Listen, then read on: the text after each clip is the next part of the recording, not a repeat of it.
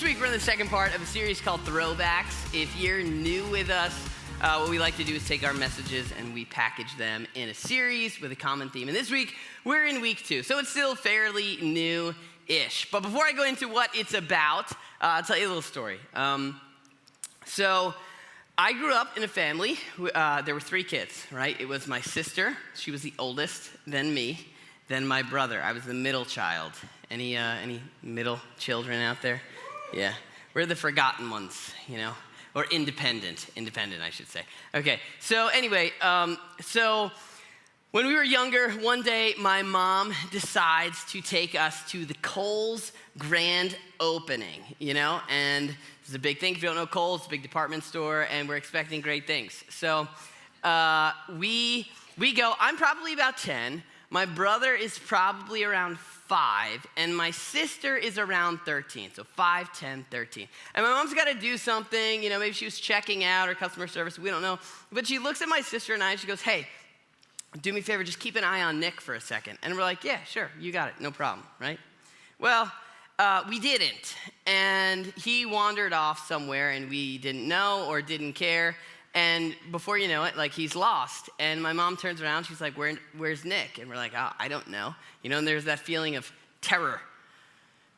And then we're looking around, and as time goes on, we begin to realize, okay, this is becoming more and more serious. We're looking in the clothing racks, we can't find him. This 5-year-old can't find him anywhere in the store. Eventually, the people at Kohl's go on the loudspeaker, intercom, at their grand opening, and they're like, yo, Nick, your family's looking for you, right? Nowhere to be found until they decide to actually lock the doors. I didn't even know they did this. They were going to lock the doors at their grand opening to make sure no one could leave with my 5-year-old brother.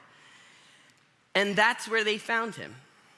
They go over to the doors and they find him outside, just holding the door open for people, welcoming them to Kohl's. And so for us in my family, that story has kind of gone down in history. It's one of the famous family stories about Nick. You know, there's a lot of other ones about Nick and the things that he's done because that's his personality, right? But it's one of those stories we tell at Christmas, Easter, Thanksgiving. Whenever we get together, we tell family stories. We tell them over and over and over again because that's just the way my family is. Maybe you can relate. Maybe your family's similar, right? Jesus grew up in a family, really in a culture of storytellers as well. Now, his situation was probably a little bit different than yours and mine. His nationality, his religion, and his family were all one thing, right? He was part of his family. He understood his family to be all the Jewish people. They were this nation, started from one person, and they believed they had been promised to be in this land flowing with milk and honey. And so it was their faith, it was their religion, it was their nationality, but it was also their family. And he would have known his genealogy, like grandparents, great-grandparents, great-great-grandparents, great-great-great-grandparents. Like, I know maybe 3 or 4 generations up. You know, he would have known many, and they would tell the same stories over and over and over again. It was a huge part of their culture. Now, his stories were probably a little bit more significant than, you know, Nick opening doors at Kohl's. Probably a little bit more inspirational, but they are some of the most documented stories, the best documented stories in all of human history. And they show us what it can look like to trust God. And so if you're somebody who follows Jesus, if you believe in God, this can give us some inspiration for faith, some of these stories. But if you're someone who doesn't, if you're like, I'm not sure what I believe, or I am sure, I know I don't believe, I don't know why I'm even here today, right? This can give you an idea of what it could look like if you were to trust God. Another one of these really cool things about the story is that the people, they're not like superheroes. They're not superstars. They've got issues. They've got struggles. They question their faith. They make huge mistakes. They're not these amazing heroes. They've got their issues just like you and me. So they show us what it looks like to trust God. The story that we're looking at today addresses this issue of us versus them. Have you ever felt this way? Or maybe picked up on this vibe a little bit? Like us talking about, if you're a person of faith, like the people of faith, and then them. And maybe we wouldn't come out and say it, but if you pay attention, you might notice that in a lot of circles, in a lot of contexts, there's a little bit of like an us, what we believe and the way we do things, and a them, right? Maybe in your family, there's a little bit of an us, and then there's a them. Or maybe in your workplace, there's a little bit of an us, and then there's a them. Or maybe just in your group of friends, there's like, okay, there's the ones that like we believe certain things, and there's them. If you haven't noticed, in our culture right now, there is like an us and a them. There's the people that believe what we believe, and we've got to, kind of protect what we believe, and there's this divide, right? And maybe there's then there's the them side, and maybe you're listening to me and you're like, I'm one of them, like my us is your them. And maybe you felt that distance between people of faith and yourself. And so like, what do we do with that? When I was growing up in high school, it was very clear in the school that I went to, maybe it's not like this anymore, but in the school that I went to, there were the people that believed the Christian stuff. They were into the Bible, they were into God, and then there were the people that didn't.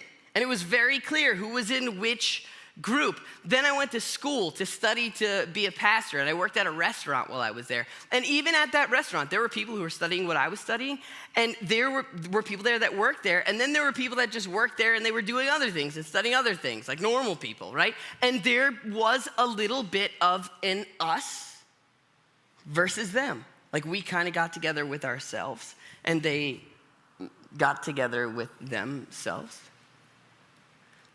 And this can, I'm not saying this is right or wrong right now. I'm just saying, have you ever noticed that sometimes this is what tends to happen? And so what do we do with that? Like, is that the way it's supposed to be? Or let's back up a little bit, look at it even like on a bigger scale. Imagine it's a whole area, and you're the us, and everyone else is the them. Or the question we can ask is, what does faith look like where it isn't welcome? Maybe it's where you live, maybe it's where you work, maybe it's where you hang out. Maybe it's with the people that you're closest with, where they're like, yeah, we're not into that. What do we do with that? What do we do with the us versus them? The story that we're looking at today addresses that. And I think whether you consider yourself an us or a them, or if my us is your them or your them is my us, wherever you are, I think you might be surprised with how Jesus instructs us to handle this issue of us versus them. The story that we're looking today revolves around this idea of exile. Exile, okay? It's not really a word we use anymore, but if you were with us last week, all right, big picture is important to know, right? Remember I mentioned how Jesus was part of like a family, and they saw themselves as a nation who had these promises, and they were supposed to go really well in this promised land. Well, this is Jesus. Like, he would have been told these stories as a little boy. This is way before Jesus. There's these people, and they believe that they've been promised this land. Things are supposed to go well, and all of a sudden things start going really badly, and they're conquered by none other than Babylon. Babylon. Which is kind of fun, right? It's always nice when your name's in this story. They're conquered by Babylon. Excuse me. Obviously not the same Babylon, but what happens is they end up in a place where faith isn't welcome. The story is a story about what it looks like when faith isn't welcome. So here we go, right? I got pictures. Here's our first picture. Like last week, if you like the pictures, okay? So this is ancient Israel, right? They've got their life, they've got things going kind of the way they want to. All of a sudden, Babylon comes in and they're like, we're bigger, we're stronger, we're taking you over. And this would have been devastating to them. This to them would have felt like God was distancing himself from them. They would have seen people die. They would have been separated from their families, and many of them were literally just captured and shipped off, all right? So this was really hard for them to be conquered by Babylon. And this is where we meet our friends, 4 people, Daniel, Hananiah, Mishael, and Azariah. We got red, yellow, green, blue. A little shout out to I Said This, You Heard That, all right? Red, yellow, green, blue, Daniel, Hananiah, Mishael, Azariah. Now, part of going into Babylon, this has been really rough. They were stripped of everything. including their identities. They were given new names. They took on the names Belteshazzar, Shadrach, Meshach, and Abednego. And if you know the story, you probably heard of Shadrach, Meshach, and Abednego, but Belteshazzar, we still call him Daniel because everyone's got a friend named Dan, and so we're gonna let him keep that name. All right, but he goes and his name is changed too, right? So here they are, they're in this foreign land. If you can't tell, they're like handcuffs on. It's not really a good thing, and they're sent to work for Babylon. And we get 3 stories. I told you I was gonna tell you a story. That's not completely true. I'm gonna tell you 3 stories, okay? But they're all basically the same story, the same formula. And so here it is, right? The first story, they get to Babylon. They're already noticed because of how good they're doing in Babylon, and they're offered the king's food, like pigs, pork, all this extravagant stuff that rich people ate in Babylon. But they decide, no, we can't eat this. And the reason why is because 1, it was against their religion. They weren't supposed to eat stuff like that. But two, there was this formula that they had in the ancient world, all right? It's a little bit different than us, but they believed that there was like their God, and their God gave them food. And food gave them strength, and their strength gave them success. And so to eat the food of another nation was like trusting in the God of another nation. And so any success they had would be attributed to the God of Babylon, someone they called Marduk. And so they're like, no, we can't do this. Now, they've been doing really well in Babylon, and Daniel kind of makes friends with the guy who's supervising him. He has favor with him, it says. And so he says, listen, just let us eat our food, our vegetables. You take all the good stuff and you eat that, but let us, and just watch and see what happens. And he does. And what we see is that things go even better for them. We're told that those 4 guys, Daniel, Shadrach, Meshach, and Abednego, or if you like VeggieTales, Rack, Shack, and Benny,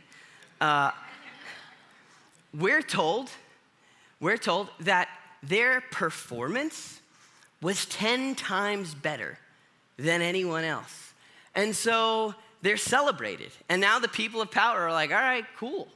And so they rise higher in the world of Babylon. Now, Shadrach, Meshach, and Abednego, some cool things happen along the way. They get promoted, and now they're in charge of provinces in Babylon. Daniel continues to climb the ranks. He gets to know the king. Things are going really well. But then they run into another issue. This king, which was popular in the ancient world of kings, this king loves himself, okay? And he's like, all right, let's make people worship me. And so he builds this huge statue out of gold, and he's like, I'm gonna get some musicians, we're gonna have a big service, I'm gonna call Tom and the band up here, and when the music starts playing, everyone's gonna bow down to the statue, right? So he comes up with this big elaborate plan, and Shadrach, Meshach, and Abednego, Daniel's off doing something, he's not in this story, but those 3 guys, they hear about this and they're like, no, we can't do that. And they're noticed, they're in positions of influence, and they're noticed. It's like the music plays and they're standing there sticking out while everyone else bows down. And so they're brought to the king.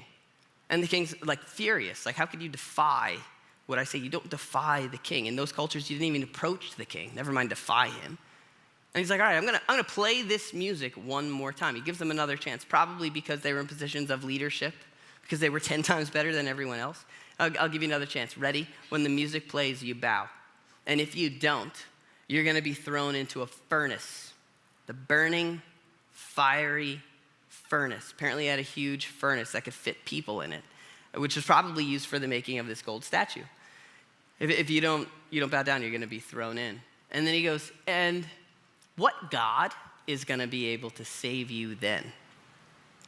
And they look at him in one of my favorite lines in the whole thing. They look at him and they say, our God is able to save us from the furnace. And he will. But even if he doesn't, which I just think is an amazing line. Even if he doesn't, just so you know, we're not bowing to that thing that you just made.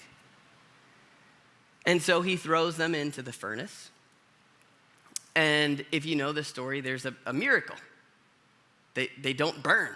In fact, the king looks in and he's like, we threw 3 people in there. It looks like there's 4 people in there. Some people, and there's some argument over who that 4th person is. Some people say maybe it was Jesus, maybe it was an angel, some kind of manifestation of God. But there's this idea that God is with them in that fire. And they come out, and to the king's credit, he's like, all right, that was pretty amazing. So the king, impressed, goes, all right, now I'm gonna make a new decree.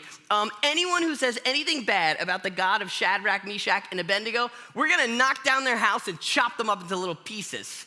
And I don't know, we don't know, but I imagine those guys were like, thanks, weren't really asking for that, but appreciate the sentiment, And so, things turn around, and boom, again, they're celebrated, and they gain favor, and they just keep going up the ranks in Babylon. Well, fast forward several years, now there's a new king, and we meet Daniel again. He's still doing his thing, and in fact, he's doing it so well that the king, whose name is Darius, decides, maybe I'll just put Daniel in charge of the whole shebang, the whole entire thing, because he's so good at what he does. And other people are watching and they're listening. They're like, we don't like this. We don't like that Daniel's getting all this attention, that the king likes him so much. Now he's going to get a promotion. They're not happy. They come up with a plan to try and catch him. And they know that Daniel is a man of faith. And so they're like, this is where we're going to catch him. We're going to catch him in the practicing of his faith. So they go up to the king, who also loves himself, which is a common theme in the ancient world. And they're like, hey, king, how about this? You've been doing a great job. Let's have a certain period of time where no one can pray or worship anybody, any man or God, but you. And if they do, we'll throw them to the lions. And the king's like, that's a good idea. And so he makes a decree. No one can pray to anyone or any God but him. And so Daniel is asked to give his allegiance to this king, to pray to Darius. I don't know how that works, but that's what he was told. And he's like, no, I'm not gonna do it. And so Daniel, he's much older at this point, pretty bold, at that phase where he just kind of says what he thinks and does what he wants. And he goes home, opens the windows of his place, looks out toward Jerusalem, and just prays out the window, not in the corner, just I'm just gonna keep doing my thing. And he does it 3 times a day, and the people are like, perfect, we caught him. And so they bring him to the king, and they're like, we caught him. Now the king is upset because the king likes Daniel, but a king can't go back on what he decreed. And so he throws him to the lions. And if you know the story, the next day, the king comes running to the lion's den to see if Daniel's been eaten. And once again, Daniel is delivered from this difficulty. And he's out. And he's given his position of prominence, and he continues to reign in Babylon. It's amazing. It's an amazing story, right? That's what it looks like. That's what it looks like. Where faith isn't welcome in Babylon. They don't want your gods, Now, I don't know about you, but the way I was taught these stories, and even the way that I have read these stories, reinforced the us versus them idea. There's us and our God, and then there's them, the people that want to get in the way. And so what do? Well, we confront them, right? And we win because we have God. And so it reinforces really this divide between us and them. But there's more going on here. You see, these stories, these 3 instances, were blips on a timeline of decades when these guys were working for Babylon. They were 10 times better than the people in Babylon. They were better for Babylon than the people in Babylon. And so you might read these stories and you might have walked away thinking okay, good for these guys. They confront the leaders of Babylon. But no, the story is actually that they are the leaders of Babylon. If Babylon is prospering, it's because of them. Daniel was put in charge of the whole thing so the king could sit around and do nothing. Daniel was the one making decisions for Babylon, which is crazy if you think about it. If you look at it from the outside and think about these people that have conquered the Jewish people, that have gotten in the way of their dreams and hopes, and now Daniel is driving the ship of Babylon, and these guys are leading provinces in Babylon. They look like traitors. It really should be seen as an outrage that they were doing so much good for the place that took them over. But Daniel, Shadrach, Meshach, and Abednego, Rakshak and Benny, they had actually been told what to do when they went off to Babylon by a guy named Jeremiah. And you can read it. It's in the book of Jeremiah. And Daniel references it in the book of Daniel. You should read the story for yourself. But here's what Jeremiah says very specifically to them when they're carried off to Babylon, the people that have conquered them. Here's what it says. Build houses and settle down. Plant gardens and eat what they produce. Marry and have sons and daughters. Find wives for your sons and give your daughters in marriage so that they too may have sons and daughters in Babylon. He says, increase in number there. Don't decrease. And also, you ready? Talking about life in Babylon, the arch enemy of the ancient Jewish people. Ready? He says, seek the peace and prosperity of the city to which I have carried you into exile. Seek the prosperity and the peace, not just like peace, like no fighting, but the peace, like the well-being and the flourishing, the prosperity. Want that before Babylon in the time that you are in Babylon, which is crazy, but he's not done. He says, pray to the Lord for it. Because if it prospers, you too will prosper. This would have been hard for them to hear. In fact, the very next verse, it says, yes, this is what God wants you to do. Like, just in case you were wondering. And you know that verse, a lot of people know it in church. It's Jeremiah 29:11, where God says, I know the plans I have for you, declares the Lord, plans to prosper you and not to harm you, but to give you a hope and a future, right? We like to quote that and hang it up in the kitchen, right? But that's actually right after this. And it's reassurance to them because they're saying, seek the peace and prosperity of Babylon. And then it's as if God is saying, I know the plans. Don't worry. I know the plans I have for you. I'm going to take care of you. But while you're there, you should be for Babylon. In other words, what does faith look like where it's not welcome? It's seeking the good of the people you're with in the place that you're in. These guys were, it says 10 times better for Babylon than the people of Babylon, which is just crazy to think about, that they are the reason why this place is doing so well. In fact, if you go back and read it, where, like, when we think, okay, when was God with them? We think in the lion's den, God was with Daniel. We think in the furnace, God was with Daniel, right? Those like moments of confrontation. But more often than not, if you read the story yourself, God is described as being with them in the everyday.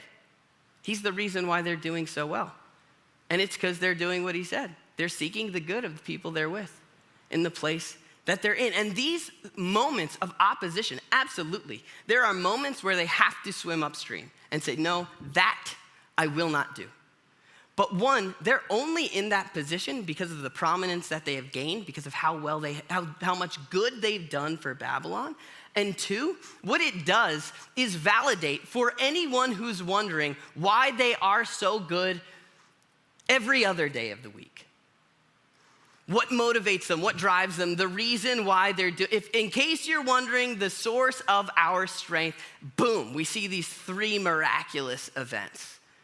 But it's because they're seeking the good of the people that they're with in the place that they're in. It's pretty amazing. It's pretty amazing. And on top of this, what it does in the end is show the people they're with how great their God is. The king, the king actually goes to Daniel right when he's in the lion's den. The king wakes up early the next morning, like hoping that this guy is still alive because he was about to hire him as number 2, right? And he runs over to the lion's den. He pulls back whatever was closing the lion's den. He calls down and says, Daniel, servant, listen to this, servant of the living God. These are the words of the king of Babylon, right? Who worships Marduk. Has your God, or technically the king of Persia, has your God whom you serve continually, the God who's been with you every single day, this whole time, the one who's been giving you the strength, the reason that we're doing so well, has he been able to rescue you from the lions?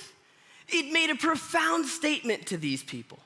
But it was because they were so good for the place that they were so often. And so maybe you're sitting there and you're like, okay, well, what does that mean? What does that mean for us, right? Like, I'm not Daniel, I don't live in Babylon, and I'm not part of the Jewish nation. This was way before Jesus. But years later, Jesus shows up, he changes things, in case you don't know the story. He dies on the cross, comes back from the dead, and then he starts what we know today as the church, which is worldwide for all the nations, whatever. Peter was one of his close friends, and Peter wrote letters after Jesus was gone to help the church understand how they should live, us, today. And what he does is take this idea of Babylon, John does this too, another one of Jesus' friends, and he uses it as a metaphor, as if to say, if Babylon was a place where your faith was not welcome, the world you're living in right now is a place where your faith is not welcome. In other words, it's like we're all living in Babylon. And here's what Peter says. He says, live such good lives among the pagans. Now, for us, that's like a derogatory term. We wouldn't say like, oh, what a good, pagan, right? But to them, it just meant someone who didn't believe. It was not a negative word, just someone who didn't believe what they believe. He says, live such good lives among the people who don't believe what you believe, that though they accuse you of doing wrong, even if they try to point out your issues, they tried to trap Daniel. He says, they may see your good deeds and glorify God on the day he visits us. Now, there's some, speculation about which day this is. Is it a Tuesday where they're talking about God is going to visit us? What's that going to be like? It's going to ring the doorbell, right? Okay, I can't tell you exactly what that day is, but the idea is, what Peter's saying here is, live such good lives that at some point the people that are looking in from the outside will attribute the goodness of your life to the goodness of your God. There are several different words for good in the ancient language. One is good, like good and evil, like righteous, But then there's another word for good that's like, you bite into a hero or a slice of pizza or a burrito and it's like, that's good. This is the kind of good that he uses here. Live such good lives that people look in from the outside and they want in. In other words, what does faith look like where it isn't welcome? It's attractive. It's attractive. And the thing that makes it attractive is the fact that these people who believe this thing are constantly seeking the good of the people they're with in the place that they're in. Constantly. In other words, if you back up, you want to look at us versus them. If it's like the people of faith and the people of non-faith, it's not us versus them. If there isn't us and there is a them, it's us for them. Seeking their good wherever they might be. Just making them feel like we're behind you, we're here for you, we're supporting you. Whether you believe what we believe or not, if Daniel and these people were told to seek the good of Babylon, the place that conquered them, killed their loved ones, and was telling them to worship these foreign gods, and they're supposed to seek their good, it really isn't that great of a leap for us to look outside at the people who don't believe what we believe and just want what's best for them, work for them, to be for them. And so let me ask you a question. Let's be real for a second here. When you think of a community of people who believe something and that thing just drives them to seek the good of everyone around them, Like, does that fit the current reputation of the church? In my experience with the people I've spoken to, it just doesn't. It doesn't. People have come to understand the church as an arrogant, judgmental force that likes to point the finger and tell society what's wrong, rather than people that are willing to just be for them. Let the goodness of their lives point to the goodness of their God. And so, I don't know, some of you may not know, but we're a brand new church. We look a lot older because we were given a property. But we started in January 2020, and this was the question we asked. Like, what if people wanted, in our community, what if the people in our community loved that our church was there, whether they attended it or not? What if the people in our community wanted the people who went to this church to be in their lives, whether they believe what they believe or not? What if we could be a church that was for people? In fact, some of you might know, like, our vision statement, the way we try to describe ourselves, we say we're a church for people who don't go to church. That comes from this. If there's an us and the us is church, then we are for people who don't go to church. We're for them. We're for them. And so that's where we're trying to go. It's who we're trying to be. It's what we believe we're supposed to do as a church. But for you specifically, like, maybe that's nice, okay, great, nice, thanks for telling me about your church, right? But for you specifically, what does this mean? Monday, Tuesday, Wednesday, the people that you spend your time with, do they feel like you're for them? Like you're in their corner? Especially people who don't believe what you believe.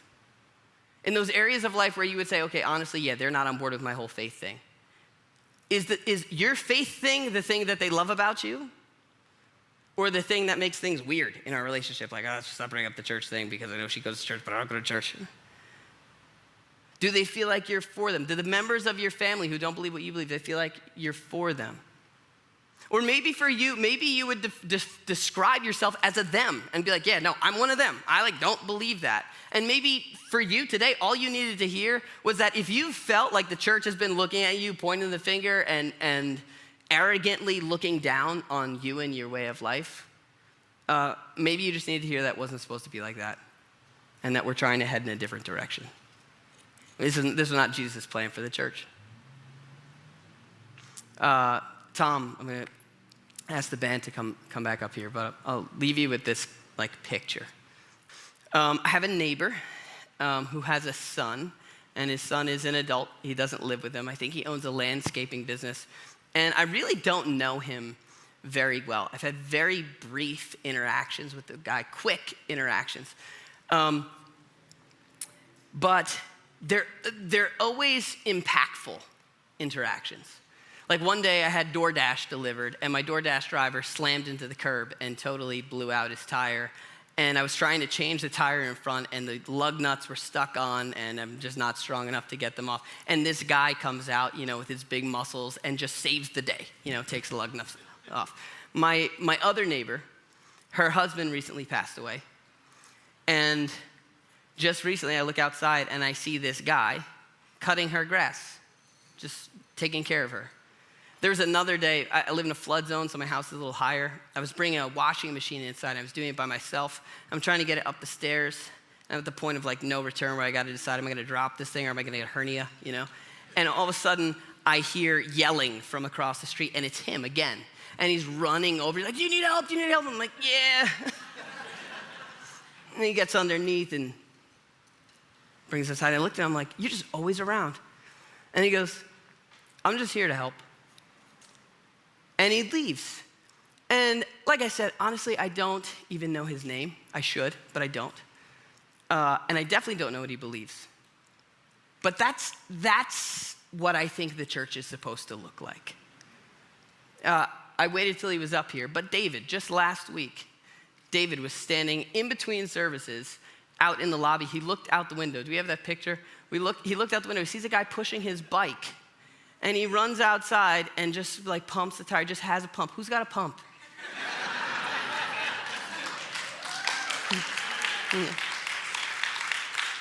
But this is what it's all about. And so for you, what does it look like for you? Maybe it's encouraging someone in your family. Maybe it's just changing your posture toward the people you see on a regular basis, having a concern for them, making them feel like you're for them.